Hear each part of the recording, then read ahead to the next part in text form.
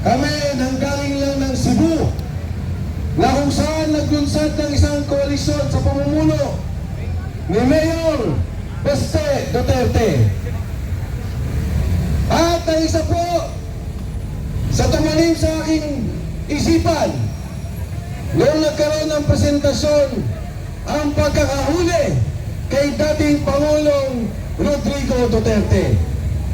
Habang siya nakatayo, kausap niya ang kapulisan, kausap niya mga sundalo, tinanong niya sa mga pulis, sa mga sundalo, ano ba ang naging kasalanan ko? Sa mga Pilipino, ang tanong ng dating Pangulo, ano ba ang naging kasalanan ko? Bigla namatay. Kasi mga kasama Pagbalik ko, 7 na lang. ng kapanahunan ni Pangulong Duterte, ang kapulisan, dinoble ang sweldo. Ang mga sundalo, dinoble ang sweldo. Ang mga teachers, dinoble ang sweldo. At sa mga kolehiyo, ginawan libre sa lahat na may hirap, ngunit may kakayahan at talinong mga estudyante. Ano po ang ginawa niya sa PhilHealth? Ang sabi niya, magmula ngayon, kahit ikaw matanda, ikaw ay mahirap, maglalagay kami ng pondo, gobyerno na magbabayad para kayo libre pag na-hospital o may pangangailangan pang kalusugan. Yan ang ginawa ni Pangulong Duterte. Kaya po, simula pa lamang 2023, ipinuna ang kaso laban kay Pangulong Digong Duterte. Ano po ang ibig kong sabihin? Hindi ho ba binanggit ng 18 marino, yung 18 Marines, na dinadala nila mga witness sa bahay ni Saldico? Dinadala ang witness sa hotel ni Saldico sa Maytas. Bakit? Para ibuo ang kaso laban kay Pangulong Duterte. Binabanggit ko ang kwento na ito dahil hindi po malayo sa nangyayari sa ngayon. Ayaw nila na may manalong Duterte sa 2028. Tama!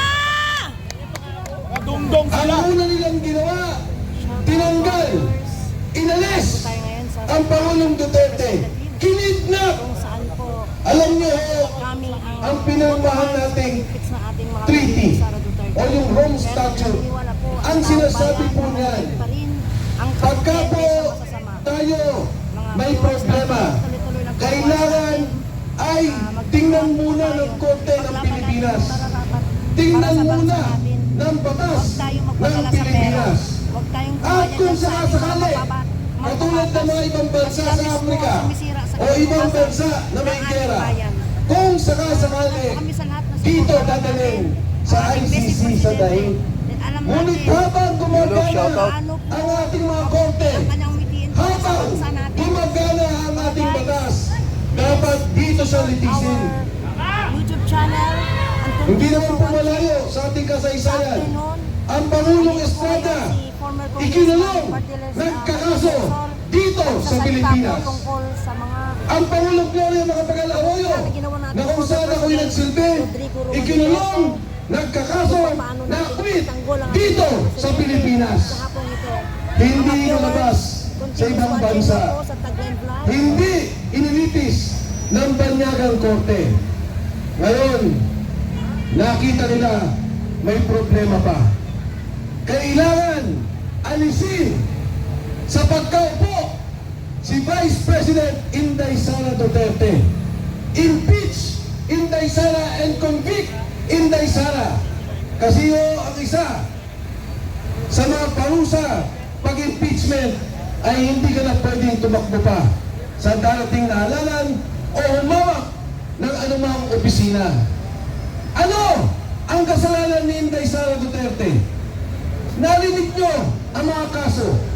Ang unang sinabi, yung kay Madriaga, nalimpak-limpak na salapi daw ang kinuha o ibinigay kay Madriaga. Ano po nangyari doon? Yung pera, sabi ni Madriaga, 200 milyon, pinakuha ni Pangulong Duterte sa isang incheck na negosyante.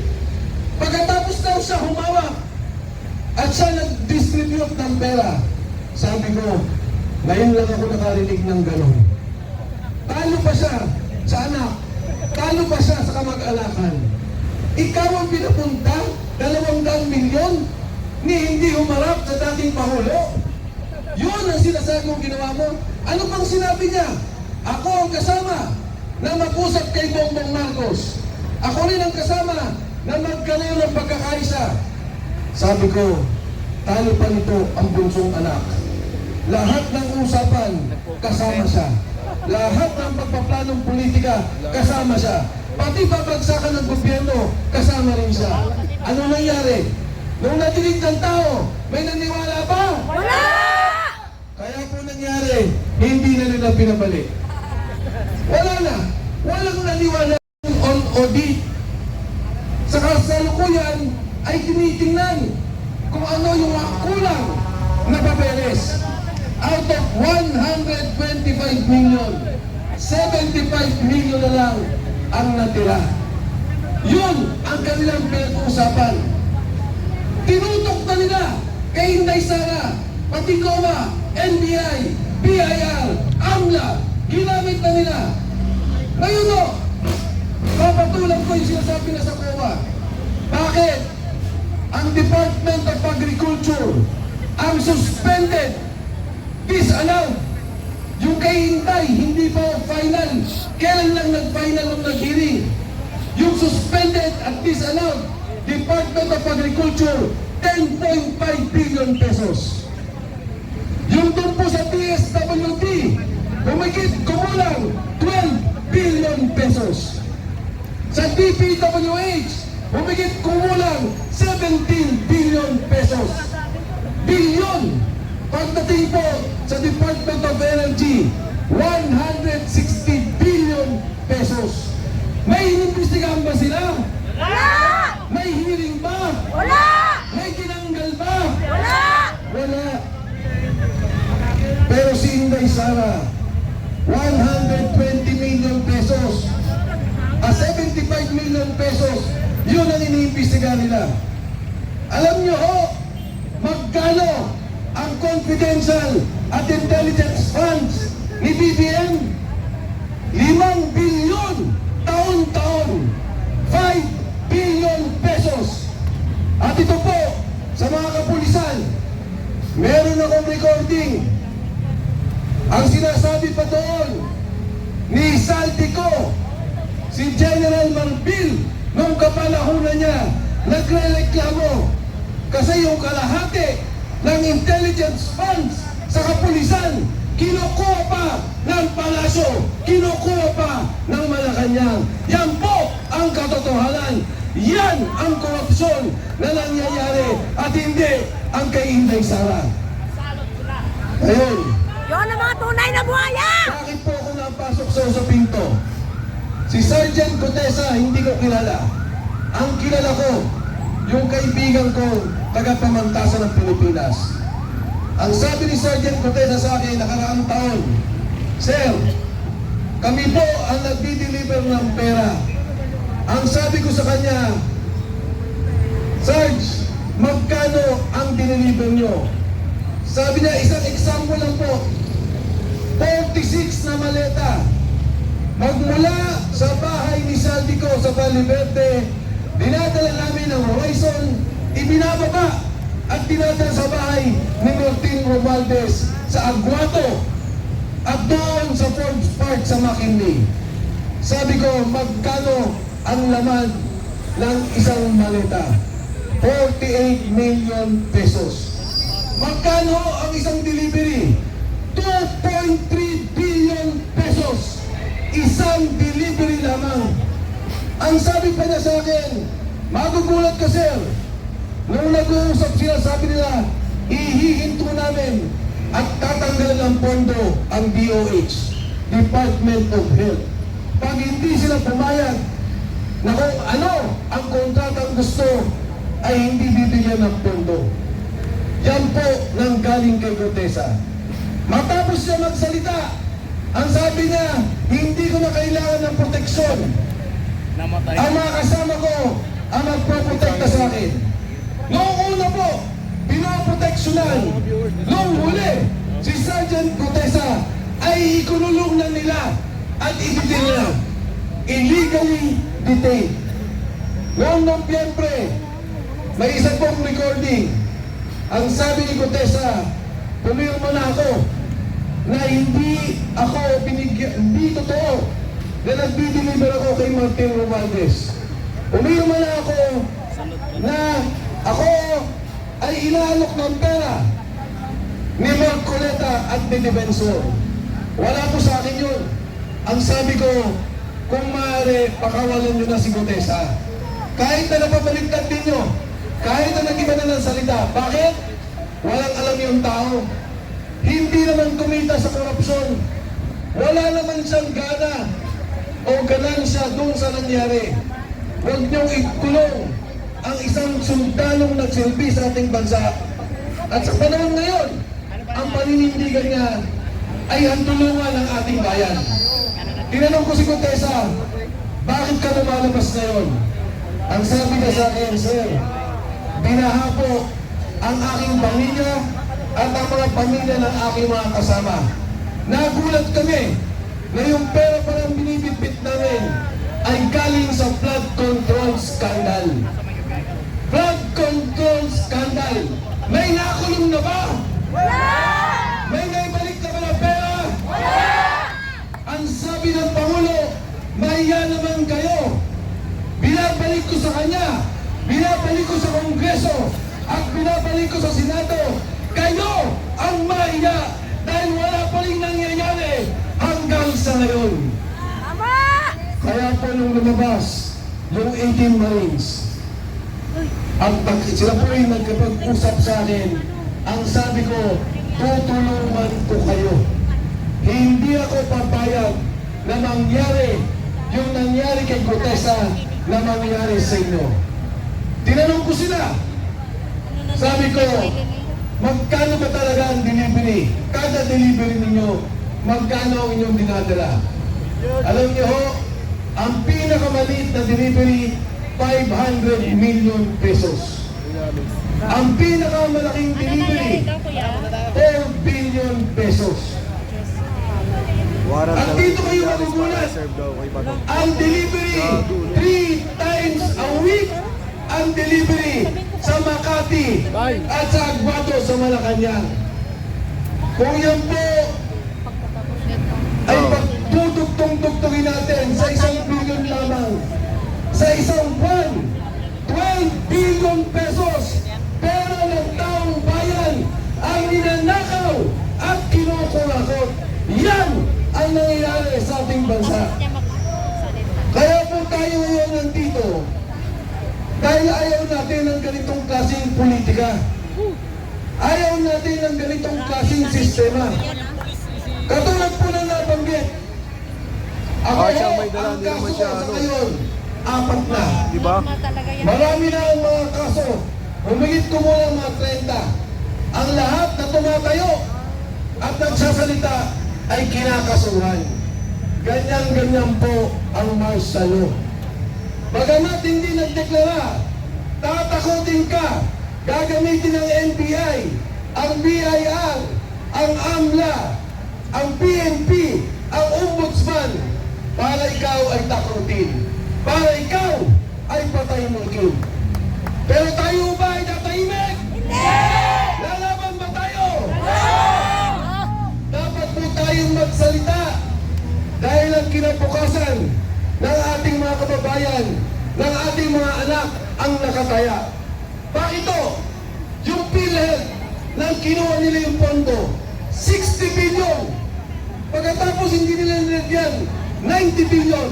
Dapat itong taon ng 2025, 150 billion ang pondo ng PhilHealth. Pero kinuha nila. Saan nila nilagay ang pondo? Saan nilagay ang pondo? Flood control, maleta. Diyan, napunta ang pondo. Alam nyo, sa ibang bansa po, huwag na natin padamihin pa, Thailand na lang.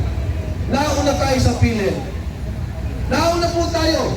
Ang ganda kagad ng arangkada natin.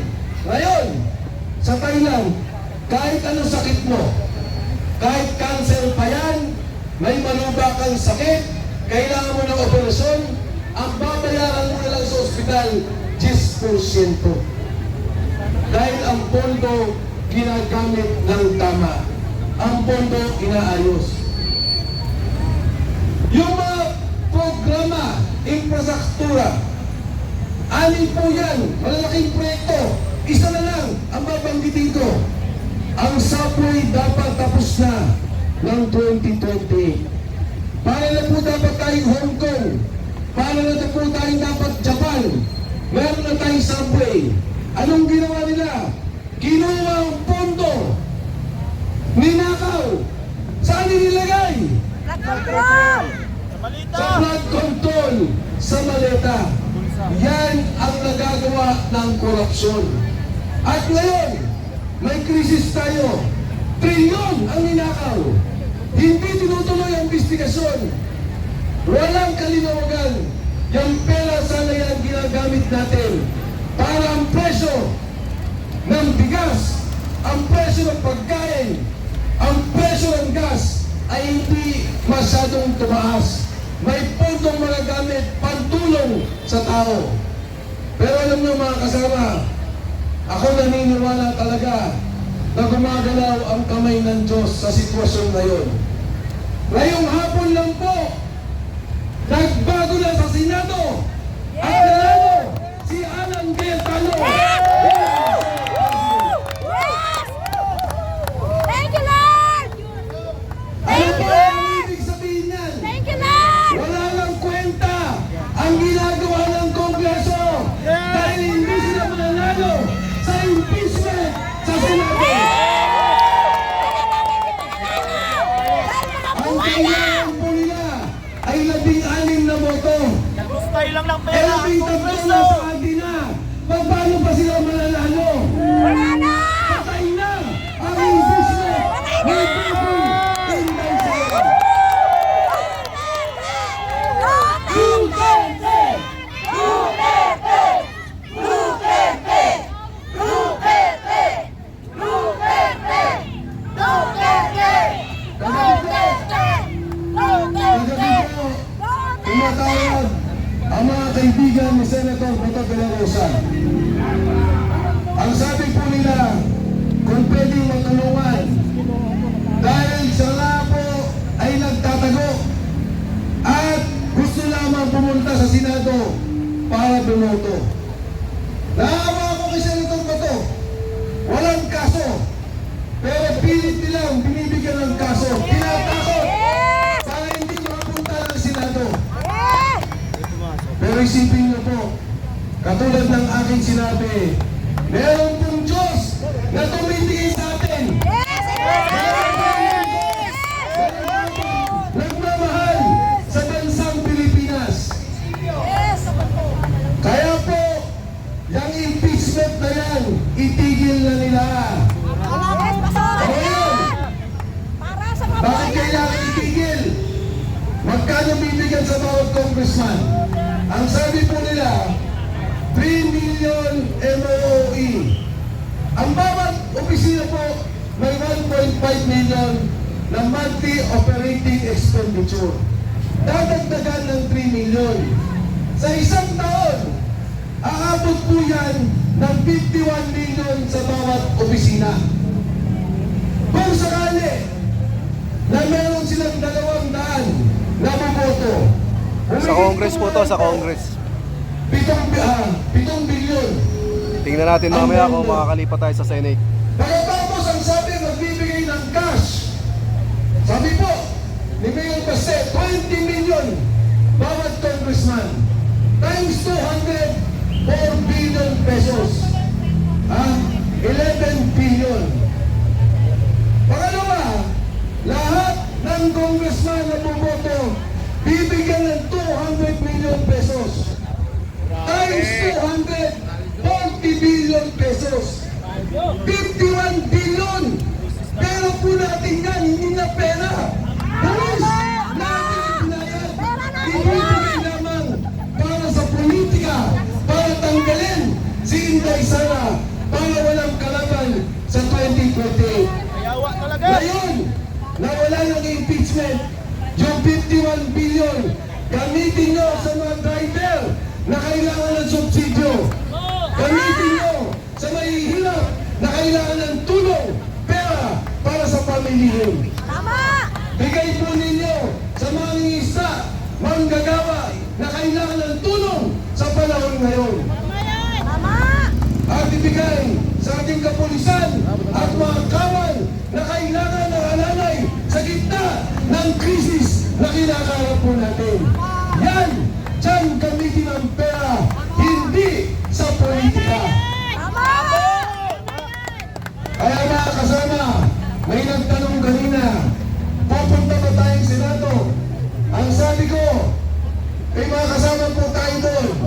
Kung sakali, kailangan ni Senator Bato ng pagtulong, pupunta kami.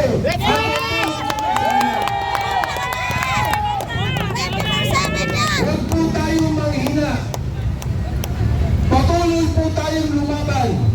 Sa gitna ng sitwasyon ngayon, kailangan po may mga boses na itama ang sitwasyon ng Pilipinas.